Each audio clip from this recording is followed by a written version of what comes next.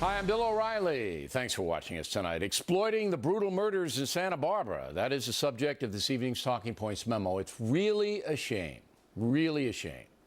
Some Americans cannot allow the families of the Santa Barbara victims to grieve without politics. There is a time and place to make political points, but you don't do it on the backs of innocent people who were killed in a rampage. But that's exactly what has happened this week. Yesterday, a memorial service was held in California for 6 Americans murdered by Elliot Rodger last Friday. Obviously a heartbreaking situation. These young people did nothing to Mr. Rodger, the crazed killer. In addition to the dead, he hurt 13 other people.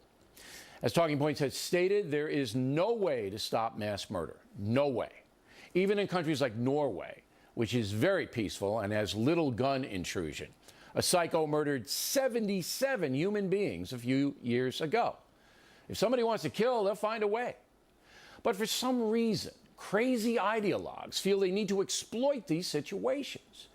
We begin with this woman, Brittany Cooper, who teaches gender and Africana studies at Rutgers University in New Jersey. Ms. Cooper is a far-left loon, writing articles that associate Duck Dynasty with racism, that kind of thing. On the net, Cooper writes, quote, "How many times must troubled young white men engage in these terroristic acts that make public space unsafe for everyone before we admit that white male privilege kills," unquote. White male privilege kills? That's just insane. These murders had nothing to do with white privilege. It was some young guy unhinged. He actually killed himself. Is that white privilege too? Ms. Cooper conveniently overlooks that murder is colorblind. In Chicago, thousands of people, thousands, have been murdered in the public space over the last few years. And 70% of the killers are black. 70%, Ms. Cooper. So you, madam, are exploiting the Santa Barbara atrocity and trying to ramp up racial hatred to boot. And Rutgers puts that person in the classroom. And then there's Mark Potok from the Southern Poverty Law Center. He blames the killing on internet sites where frustrated men vent about women. There is a whole world known as the manosphere of these sites. There are scores and scores of the sites, if not hundreds of them. And the thing that is most prevalent, the thing that's most noticeable about them, is their often really extreme misogyny. But this is a world that, in fact, has produced a number of mass killers. Misogyny being hatred of women. So, an internet site provokes Rodger into going berserk. We expect more from Mr. Potok than that. The harsh truth is, we're living in a world where more and more people are becoming mentally ill.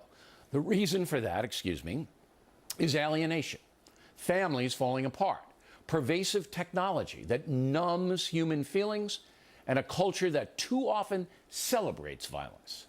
Boundaries are broken down, but it has nothing to do with racism or bias against women. It has to do with individuals who are so sick they want to destroy other people as well as themselves. Sometimes those people can be helped, sometimes they can't be. Again, no matter what society does, there will always be mass murder. Always. And that's the memo. Now for the top story tonight, reaction joining us from Washington, Mary Catherine Ham and Juan Williams, both are Fox News analysts. So white privilege caused Rodger to murder? You buying that, Juan? No, I think that's ridiculous. I'm glad you called her out, but I'm going to call you out tonight, Bill, because I know you as a guy who will object to Beyonce and her get in the back of the car sexual lyrics for young girls. I know you a guy who said to me, you know, these kids who get lost in these video game fantasies, that's damaging to their minds and to their values. And so we live, Bill, today in a pornographic culture, in Hollywood, in the music, and for us to close our eyes and say, oh, you can't call it out, that's not what caused this, I think that's like walking around with blinders on, pretending there's not a real danger in a very much a distorted and dysfunctional culture. All right. Now, let me reply to that, because you're raising a very, not complicated point, but an intricate point. These two people, Potok and this Rutgers professor, they're saying cause and effect. Cause and effect. Right. White privilege caused that murder. That's insane, okay? Anybody knows that's crazy. All right, an internet site where men complain about women caused this guy to kill these people. That's wrong. It's exploitative. The point that I am making and that you pointed out is that the culture of entertainment does affect people. It numbs them. Yes, but it doesn't cause murder or pregnancy. It doesn't directly cause it, all right? That's cause and effect. What it does do is it makes the society more cruder. All right, and it desensitizes human beings, but it doesn't cause them. Or one, we have 320 million people. We'd peel off 1 million, and they'd be running around killing everybody. Come on. Yeah, but my point. Go ahead, Mary Catherine. Go ahead. Well, here's the thing: is I think you can have a discussion about culture and coarsening of culture and how that affects people without jumping on a political hobby horse that you are always talking about already as soon as a tragedy happens. And I think that's something, not to say that not everybody does it, but that the left is particularly interested in and particularly good at doing. And I think it's oversimplified. And I think some of it, when it's not cynical, and most of it is cynical, some of it is because people want an easy answer to these kinds of tragedies, and you're pointing out, and I think rightly and depressingly, Bill, that maybe there isn't a simple answer. There is no answer in a free society. But here's the other thing, even in a fascist society, you're going to have it. Go ahead. Here's the other thing about these kinds of incidents is when it does not fit the template of something the left would like to complain about, such as guns or misogyny or video games. And I'm not discounting the fact that this had a virulent misogynist streak in it at all. I'm not discounting that. But what they do is when it doesn't fit a narrative, Christopher Dorner in California and that manhunt, female killers such as this Craigslist killer, for instance, who's admitted to serial killing apparently, and other things along those lines, the Discovery Channel guy who had some environmentalist views, they sort of just shut that out of the discussion of these murders because it doesn't confirm what they want. The analogy that I made about the Chicago rampage. Yeah, that's a good one. Right. I mean, this nutty professor in New Jersey, totally discounting the carnage going on for years, committed primarily by young black men. But that doesn't count because she wants to hammer white people. Well, yeah, I think it's not a discussion that's comfortable having. No, Juan, let's be honest.